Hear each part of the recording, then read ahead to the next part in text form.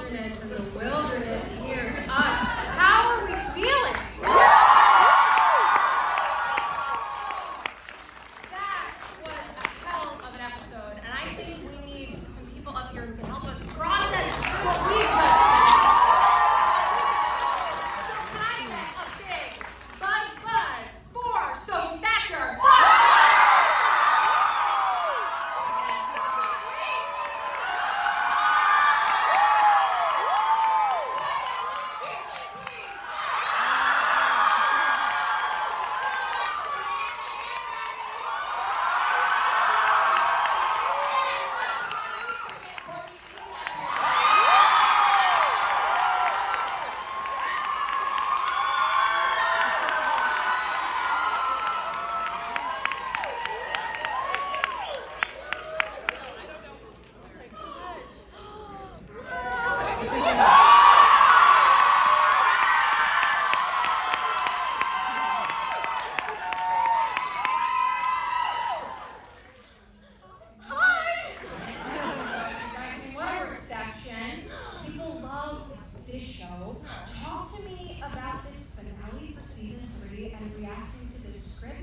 And the rescue, and we're reacting. How did you react when you found out?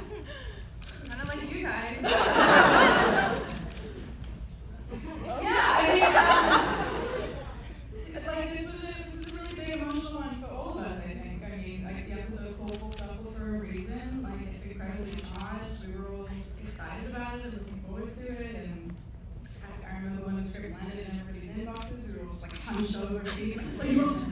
Do you want to have to?" And it's been wonderful finally getting to release it to all of you guys. So and you can just like stand at the back watching Sophie Thatcher like stand on the mountaintop. That's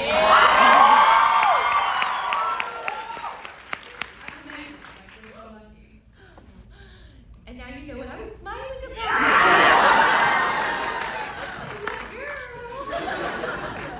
It's literally incredible. I mean, you know, filming the pilot, and I was out there in Mammoth almost 6 years ago, and now kind of getting to know what now we all know. I was just so excited and shocked and jaw on the floor, and also still trying to process everything that happened because I love Alexa too much, and Mari,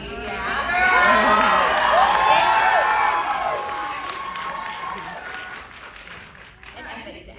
Yeah, what's really interesting is I think people assume that we know more than you guys, but we kind of really don't. Like, we would get the scripts maybe a week before shooting every episode. And so even, like, we had the same questions all of you guys did. And I remember every time we would be put in, like, the pink Converse, we'd be like, oh, you're next. So we were all, I guess, also reassured that we weren't getting killed off. We have counterparts, so I guess it wouldn't be hard for us to die, but you never know. It was interesting to filming what stitches together season 3 in the pilot. Like I remember getting ready to film this sequence, and I put the pilot on the TV, like stood in front of it and watched the cold open and being like, okay, and I stand over the pit and then I tilt my head to the side and I turn over this shoulder. Like it was fun sort of revisiting when we started. You're so cool. You're so cool. That's so great. yeah. That pilot will be remembered as one of the best episodes of television ever. But when you were making it, did you know that you were making such a historic piece of TV and that it's something that was so good that people would freak out about recreating it? Like getting credit for a remake is pretty big. Yeah, I don't know, it's hard. I think you see with our writers and creators the magic and the excitement that they have and put towards this, that even when I remember the first season, we all had to commit to like howling and we were all trying to be like, are we doing this? Like, audience needs to bear with her mind. but I think Ash and Jonathan have just done like an amazing job of guiding everyone through and walking this really interesting line. I don't know. I feel like it's bad to say this, but yeah, like I felt like it was gonna be incredible from the pilot because auditioning and reading the pilot, I wanted it so bad. I was like, I need to be a part of this show. And so I think I've always had faith that it was gonna be incredible because I knew how I felt reading it, and I knew that like other people have to be able to understand like the love I have for this, and it's kind of cool to see it come to life.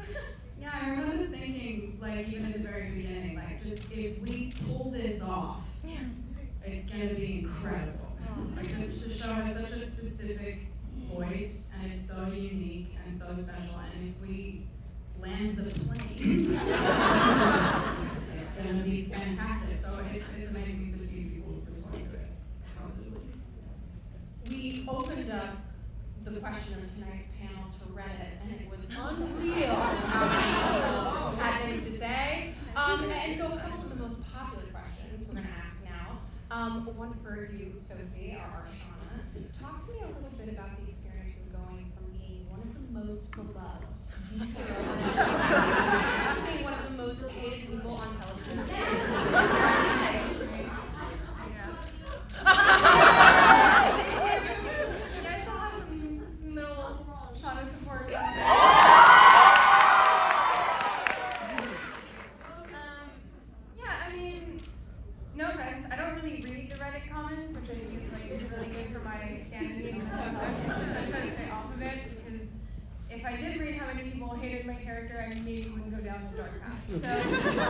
But I've been told that people are hating her. They love her. They love her. Yes. But I personally love a villain. You know, and I think the creators of the show have done such an amazing job at carving a path for her that makes so much sense that she is where she's at. And because you've seen these previous 2 seasons where she's undergone so much trauma, so much grief, so much loss, it doesn't make what she's doing okay, but it makes it understandable and relatable in a way that I still have a lot of empathy for her, and I still want to root for her because to me, she's just someone that needs to be loved, and she just needs to find a way to forgive herself, and she's just coping in the only way that she can without having any of the tools and support around her. An emotionally complicated Amber Queen. Of that question. Sammy, what's it like to see Misty go from being this character that everybody was justifiably very upset with to being this person that people really root for? Yeah, we really switched places here. I mean, it feels good. But also, I love playing I guess, quote unquote villain, because it's my job to get people to understand why she does what she does, and I think that's why I love Misty, is she is so messy and complicated and desperate for love, and I can relate to that in so many ways. So yeah, I mean, I don't like cut people's body parts off, but you know, not all the time. I mean, but yeah, no, I love that people are starting to see this other side of Misty, and that people are starting to, our fan base, appreciate some of the things that she's capable of doing, and I think the trial was really a turning point for her, and yeah, we didn't win, guys, okay? But somebody sabotaged it. But no, I love Misty so much, and I'm just really, really happy with where things are going, and I'm scared to see what's to come. Another question from Reddit for Liv and for Courtney. Seeing what happens to your characters in the future, what was your reaction to the fate of your characters?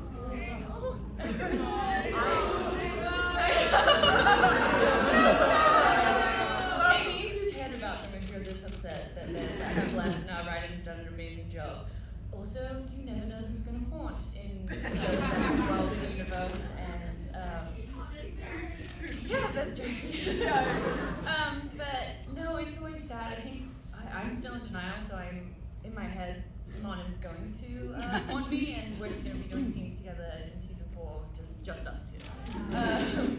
Yeah, it's sad. Yeah, I mean, like, I want to cry, for sure, in a big way, but, like, again, because I care about it so much, because I love this character so much, and I think we're very lucky that, like, this show offers us a narrative device in which, like, the two halves of these characters can speak to each other and can be together, so being able to play band, not only share band with Lauren, but play band with Lauren, like in scenes together as part of this show was like such a special experience to me as an actor, and I'm so grateful to have done that. I'm so grateful to her for the work that she did playing band. Like I am very proud of like the journey that we've been on with this character. So it was meaningful to me. We gotta talk about Nat.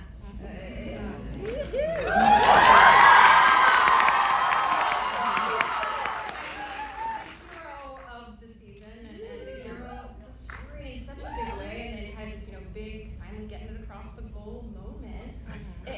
Talk to me a little bit, Sophie, about the experience of realizing that Nat was not going to be the Amber Queen. I recently heard you say that you thought she was always too good to be the Amber Queen. What does that mean? She has too much humanity. She has a moral compass where everyone else in the show is lacking.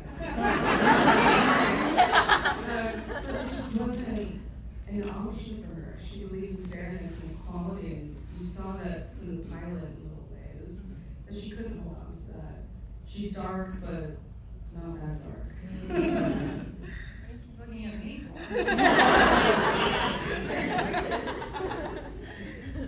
And just because you mentioned it, we talk about people coming back on this show, whether in the form of a ghost or a vision, or just because it's told non-linearly.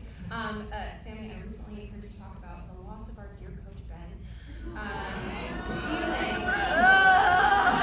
difficult. We all love Steven Kruger. When you think about, the future of the show, I mean, if you root for the hope of getting to reunite with those people, is that always the experience on the show?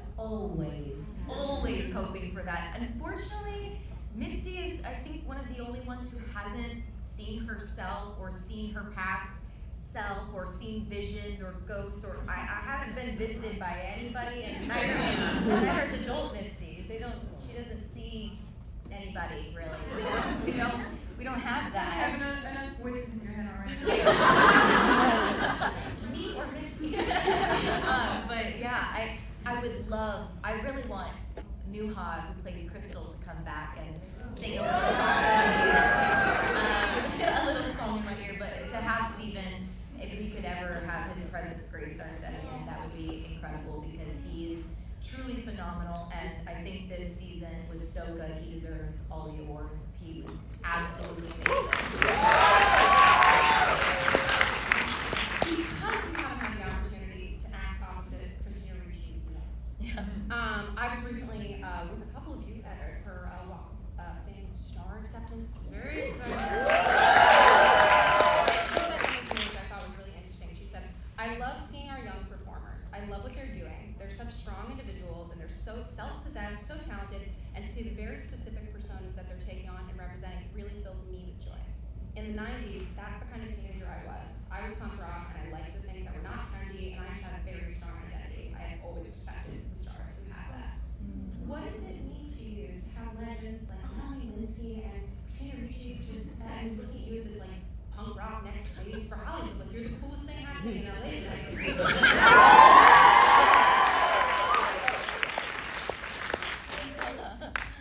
I'm not that cool. Oh my god. I think that I feel so honored to be on the show with these incredible women who have paved the way to making it a safer, better environment for us to be on set. And I think that she's fucking amazing, and sorry, excuse my language. And I'm not that cool, but I would love to be punk rock one day.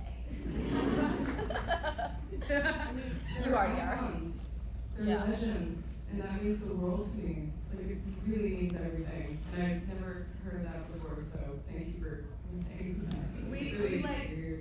We worship those. We at any given moment, we are this close to printing their heads on t-shirts. Our group chat has just photos of them. We are really obsessed with them.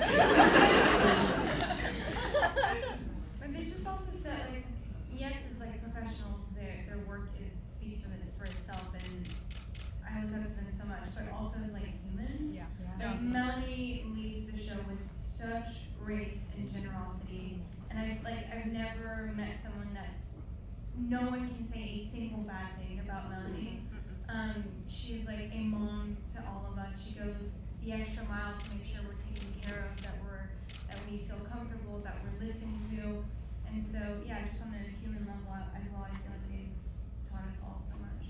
Yeah, I have to shout out Christina again, because going into this season pregnant and being pregnant throughout the whole season, not many people can say they've done that on our show, but Christina has. And so not only has she been a great friend and a great mentor and somebody that I looked up to my whole life, but then to also be able to do that on a mom level was really special and really cool. Let's get a round of applause for the rest of the other guys. Okay, so we're almost out of time. But in the spirit of allowing the wilderness to choose, in this packed house, we don't have time to do audience questions. But we did pick, I'm sorry, I saw a couple hands, and I appreciate that gumption. We did pick someone ahead of time. Can I get this evening's antler queen to please stand up and ask a question for me? Oh, right there, right there. Do we have, where's our pre next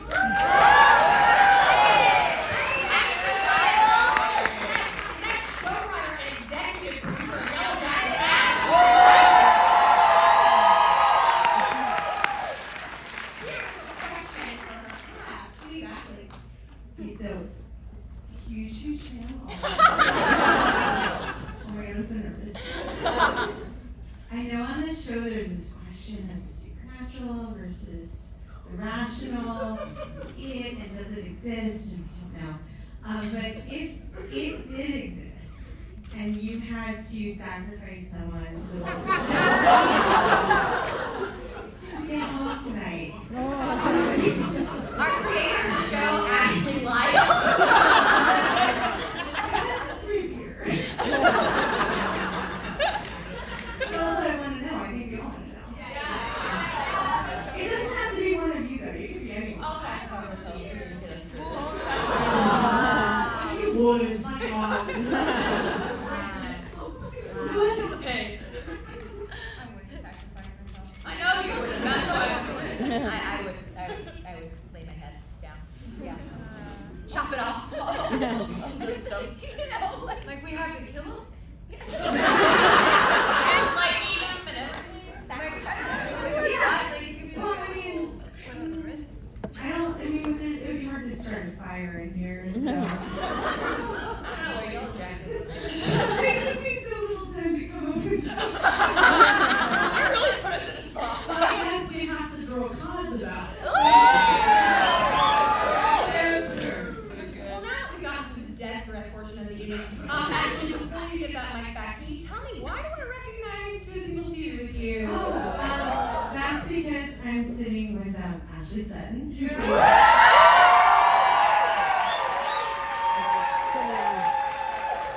Slightly deeper cut, but I'm sitting with a maniacal Tam who plays Desiree in the Dayport State, y'all. Also sitting here with Rich Monahan,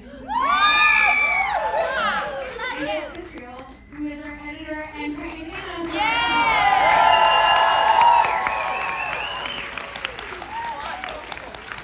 Thank you for this incredible show. Can we get another round of applause for that?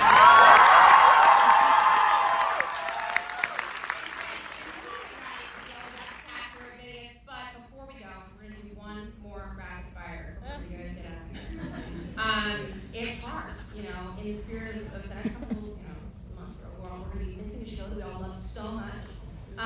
Whether you're missing your favorite show or missing your homoerotic best friend, what's our best piece of advice for getting through a hard time? Yeah, Sophie Thatcher. This is a few alcohol Elliot's.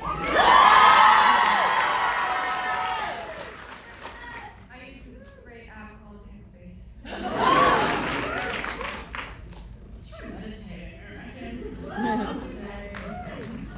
Support animal. They don't need you. They can't.